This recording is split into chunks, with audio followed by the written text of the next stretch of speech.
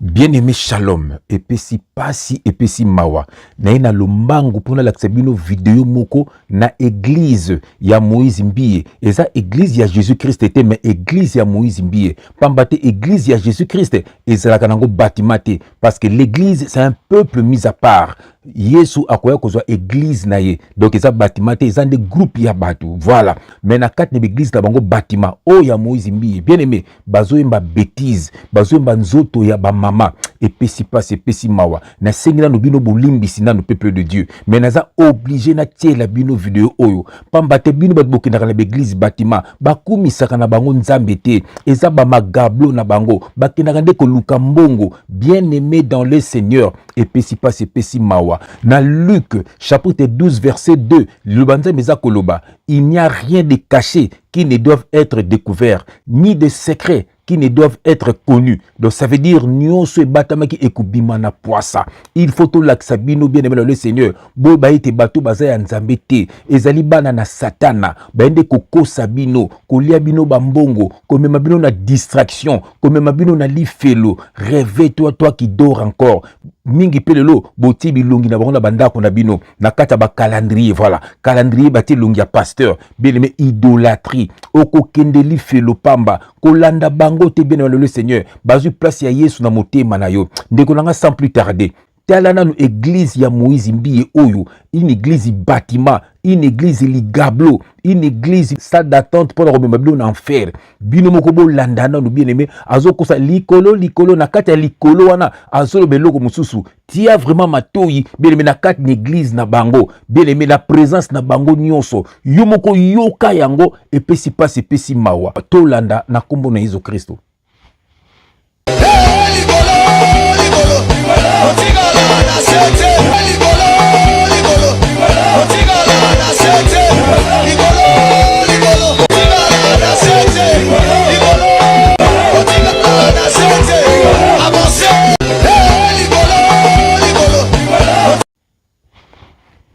Bien aimé, est-ce que vous qui bien? Ou qui bien te yoka les sous bien?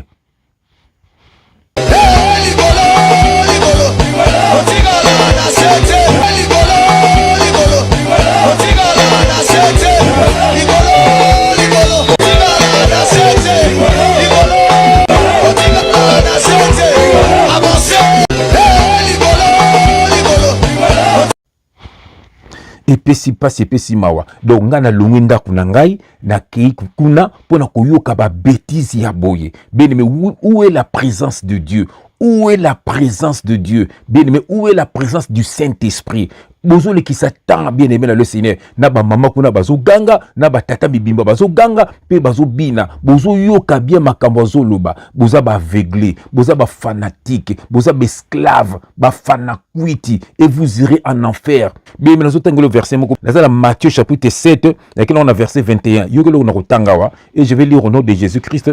Ceux qui me disent Seigneur, Seigneur, n'entreront pas tous dans le royaume des cieux. Oyoki, nyoso baganga ka kombo ya Yesu. Nyonso oyo bateaka kombo ya Yesu, nyonso oyo soi-disant ba chantre, nyonso wana bien aimé, bango nyonso te bakota lola. Tozo continuer, mais seulement celui-là qui fait la volonté de mon Père qui est dans le cieux. Voilà, seulement celui qui fait la volonté de mon Père qui est dans le cieux. Est-ce que volonté en Nzambe? Ezali okende kopesa ba dîme. Dîme c'était dans l'ancienne alliance et ça n'a jamais été de l'argent. Le lot comme chaque fin du mois. Et comme salaire na yo yaka na 1/10 ezala ba kabeli $100 yaka na 1/10 nyoso ba ko kabela yo nyoso kozwa yaka na 1/10 basa ko kosa yo et puis chaque dimanche yaka na offrande bien aimé bazo kosa yo nza bazo sengo offrande na yo koma offrande ndenge moko nzambe akoma ki offrande akoma ki loko pamba akomi moto lokola yo ayeko kufela yo yo pe pozonga na maboko na ye koma offrande longola ki bongai voilà c'est ça bazo ko kosa bino. Bible oyo bien aimé, ezali révélation. La parole de Dieu, ce n'est pas les écritures, mais c'est ce qui est caché derrière les écritures. Basa koko sabino, babengango livre de la révélation. Il faut oser la révéler. Dans verset 22, plusieurs me diront en ce jour-là, Seigneur, Seigneur, n'avons-nous pas prophétisé par ton nom? N'avons-nous pas chassé des démons par ton nom? N'avons-nous pas fait beaucoup de miracles par ton nom? Alors je leur dirai ouvertement, je ne vous ai jamais connu. retirez-vous de moi, vous qui commettez l'iniquité. Nzamba koyebisa ebele na tikaki koyeba bino te. Voilà. Pamba te bozo tambola na nzela ya Nzambe te, bozo tambola na lokuta, et puis bino bozo soutenir bango, boza na kati ya péché ya participation, et vous irez en enfer. Bokabona na bango, ils ne sont pas de Dieu. Nzamba lobaki tokoyeba bango na misala na bango, bozo mona misala na bango, babala kate mais ko bimana ba sœur, ko bota na ba sœur, ka lokola ba musicien, ko bimana ba sia bato, ko bimana bana ya bato, ko bima même na mibali ya bato. Réveillez-vous, sortez du milieu d'eux. Nous sommes dans la nouvelle alliance. Yesu avandaka na motema na yo, Yesu avandaka na l'église bâtiment te, et puis bakosa bino nzamba kitaka na chair, lukuta nzamba kitaka na motema, yondo tambolaka na nzambe, basa kokosa bino. Dieu n'habite pas dans des maisons faites de mains d'hommes, mais c'était dans la saine alliance. Molimo nzambe ezalaki na lieu très saint, basa kokosa bino. Ne savez-vous pas que vous êtes le temple de Dieu et que l'Esprit de Dieu habite en vous? Basa koko sabino, bien-aimé dans le Seigneur. Lokola bana mikie, bien-aimé, sortez du milieu d'eux. Papa, sunga bano ya yo. Tonsa bango na révélation. Laksa bango nzela na yo. Papa, toza na nouvelle alliance. Oya ndimelio abikisami. Romains chapitre 8 verset 1. Il n'y a aucune condamnation pour ceux qui sont en Jésus-Christ. Bazo kosa bano ya yo. Ba komisi bango be esclave. Ba komisi bango ba fanakuiti na bango. Bango benga bango ba papa. Bazu place nayo. Le Père spirituel est esprit et c'est Dieu lui-même parce qu'il est esprit. Tane basa ko kosa ba no papa sunga bano yayo. Lakisa bango nzela nayo. Ko isa banguna na biso nzambe.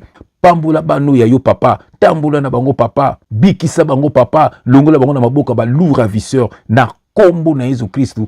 Amen. Epesi pasi epesi mawa. Babongola mite mate. Bazaba pagano. Un païen veut dire étranger dans la famille de Dieu. Ce sont des étrangers dans la famille de Dieu. Babongola mite mate. Landa nzembo yo bien aimé romona ke babongola mite mate. Na kombo na Yesu Kristo. Ami ya bomwana ndeko Biblos Elokombe. Tuyembela nkolo. Ndeko nanga GF Fonge. Esengo etondi mitema. Nzambe azwa loko. Amen. Okufelaki bisengo ya mokili ingi batika biso bawa. Soki biso toza eza shwa ya Nzambe alingi tobongola mitema. Ndeko nyonso ozomona na mokili oyo ezangisa yo lola te. Ésaïe 55 verset 7. Que le méchant abandonne sa voie et l'homme d'iniquité ses pensées, qu'il retourne à l'Éternel qui aura pitié de lui, à notre Dieu qui ne se lasse pas de pardonner. Alléluia. Quelle grâce. Moto na masumu suka seli fili. Kokende kuna tende kona ngai. Okufelaki bisengo ya mokili mingi batika biso bawa. Soki biso toza eza shwa ya Nzambe alingi tobongola mitema.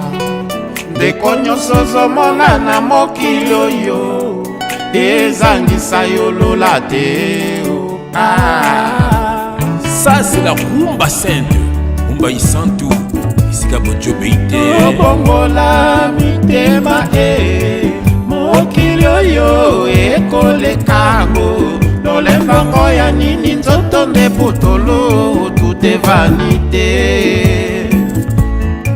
Tobongola mitema mokili oyo ekolekango. Lolembango ya nini nzoto nde butolo. Tout est vanité.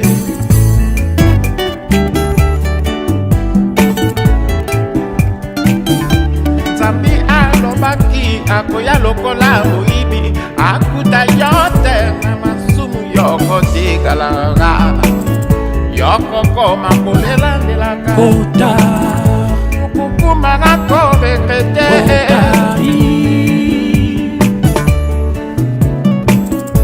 tango yango yoyamba Yesu kozela lobite lobesadi ya biso te ebele bakufa bayebaki teke bakokufa liwa ya accident cardiaque mort subite tu n'auras pas le temps de te confesser tango yango yoyamba Yesu kozela lobite lobesadi ya biso te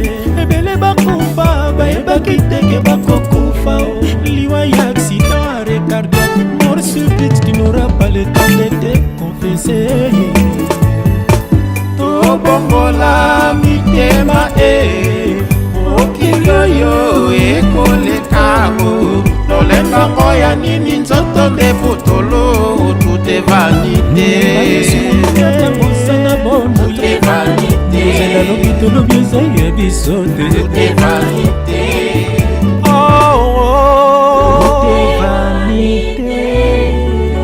okokumaka koregrete.